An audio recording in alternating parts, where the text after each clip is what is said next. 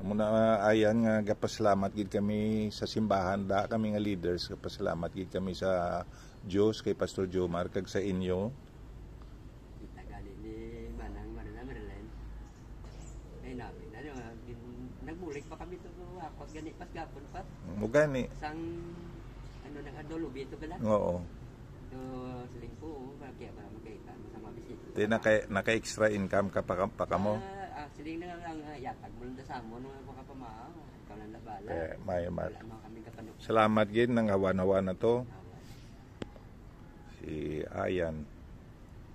Ano subong. Awa pa man 9 o'clock ka. Suglano na naman ang talapuson nga obra sa kwarto da bla sang simbahan.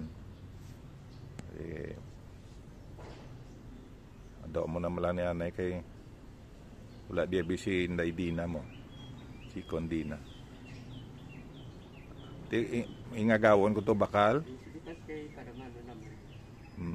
Ibay plaster ko namon tanan ang mga gamit sa tunga para maglibot kami sa kilid, may sa gabal, piktada na lang sa tinta. Oo.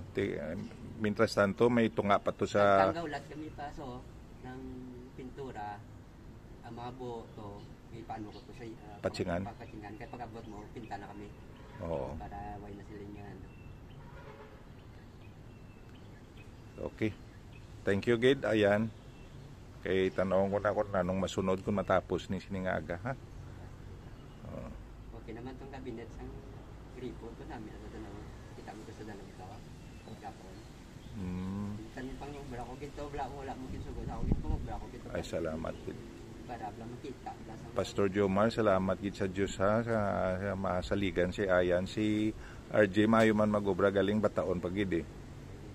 Bululigan pa na ang attitude ni Ayan siguro pero mayo man si RJ gali kinanlan niya pa training kag disiplina sa husto nga kuan na abot on time inala nakasuklano na kami ni Ayan sa mga bagay nga daw dapat nila i-improve no kapanilagman ko mo pero despite all these things overall maayo gid ang obra Manila. May mga tululing luan siguro sila sa salog, may mga siya nga nalaptahan sang mga pintura, dapat makakasto. Iyan ni obra sa mga church deacons, tungod ang asawa ko deacon, kagara man ta sa church council, naga-volunteer kita, no? Naga-volunteer kita magbulig, daw hindi na mag-usipay. Amo na blatani nga attitude kada isa sa aton. Anyway, to God be the glory. To God be the glory nga 2 weeks na ning ila obra, 12 days na, ika-13th day na subong pero almost 9 o'clock na. Impatawag ko anay si Ayan diri para maka heart to talk ko siya para mabalaan niya nga hindi lang praises, hindi lang pagdayaw kundi gina-criticize ko man ang ila agi. Di mo inhatag ni Lord sa aton nga batasan nga kung anong nakita ko nga diferensya iambal ko gid na. Kung mamati man sila kung hindi at Diyos na kabalo na sa ila. Salamat gid Ayan. Okay. Mahingagaw ko anay bakal to 2 pa ka galons no. Okay na dayon. Ingagawan nyo lang kay di ko gusto nga kung wala ako to daw patawhay nga obra nay na sige bala no.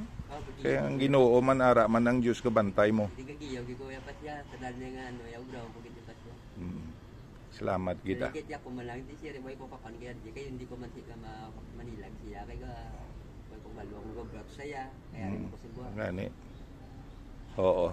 Si okay, mabalikan na to. Yan. Bye-bye. Thank you, Gid. God bless.